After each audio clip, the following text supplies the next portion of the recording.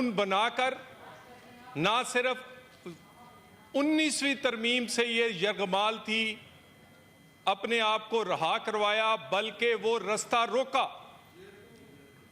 और जनाबे चेयरमैन, ये वो रास्ता था कि ये इंतशारी और फसादी जब इस्लामाबाद में एंटर होते तो हमारी साथ वाली बिल्डिंग में कोई बेंच बैठता, 100 मोटो लेता और हुकूमत को कटहरे में, जो रेंजर शहीद हुए हैं वो कटहरे में, पुलिस कटहरे में, मगर जो कीलों वाले डंडे और आंसू गैस के शेल लेकर आए वो वहां पर इनकलाबी बनाकर पेश किए जाते।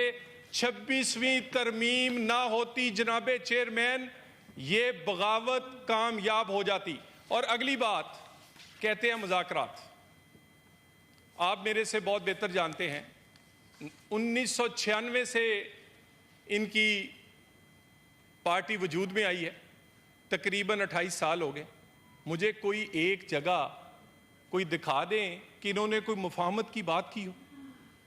कभी वजीर आजम को मैं गर्दन से पकड़कर निकालूंगा, कभी पीटीवी और सुप्रीम कोर्ट पर शलवारें लटकानी, कभी कहते हैं कि कैदी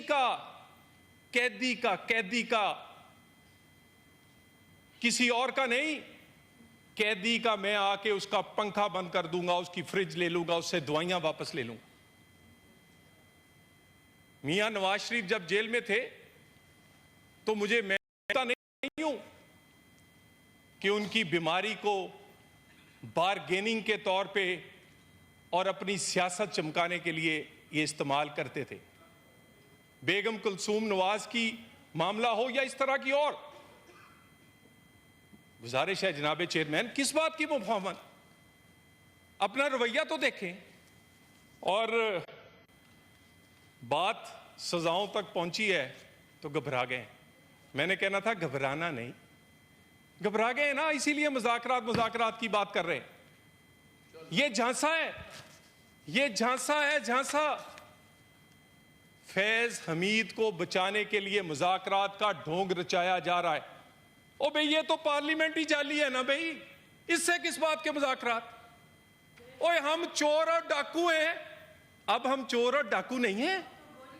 अब मुझे ये बताएं कि आप तो कहते थे हम चोरों से हाथ नहीं मिलाएंगे, क्या अब हम चोर नहीं रहे? हम वही हैं। जब अपोजिशन के दौर में जनाबे चेयरमैन, अपोजिशन लीडर और मौजूदा वजीर आजम ने कहा कि मिसाक के मईशत करते हैं, तो इन्होंने कहा ये एनआरओ मांग रहे हैं। जब भी हमने मुज़ाकरात की, आप कंट्रोल करेंगे अपने बंदों को? जब भी हमने मुज़ाकरात की, मैसेज दें उनको। जब भी हमने मुज़ाकरात की बात की, इस हुकूमत में आके भी की, तो उसे कमजोरी समझा गया, उसे अपनी फतह जाना गया। इवन जब ये 24 नवंबर वाला एहतजाज, वो मार्च और वो धावा लेकर आ रहे थे, तो इनसे कहा गया कि अपने एहतजाज को रेगुलाइज करने के लिए आप संजानी में बैठ जाएं, तो इन्होंने तबले फतह बजा दी कि जैसे हुकूमत कमजोर और हम बहुत ताकतवर और इनकलाब आ चुका है। जनाबे वाला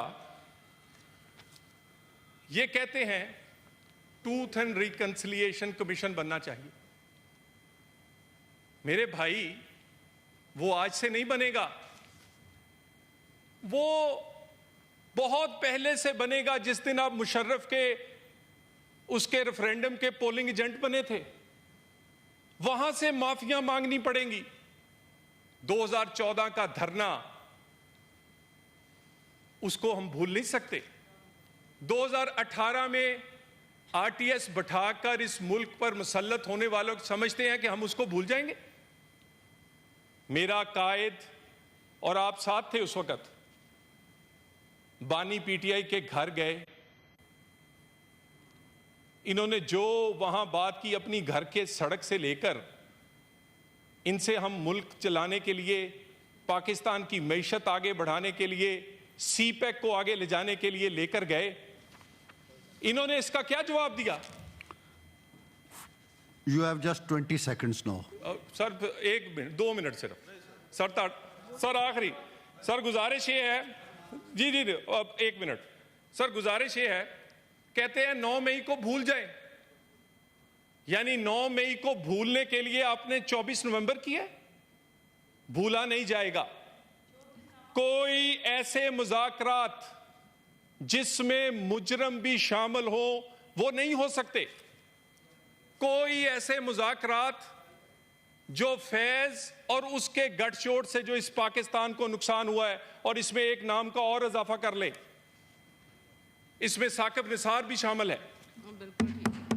साकिब निसार, फैज, इमरान, ये जब तक देखे क्या किसका नुकसान हुआ, जाती नुकसान तो हम भूल सकते हैं, काल कोठरियों से लेके जलावतनियां तक भुगती, लेकिन ये नहीं हो सकता कि पाकिस्तान 100 का डॉलर 300 का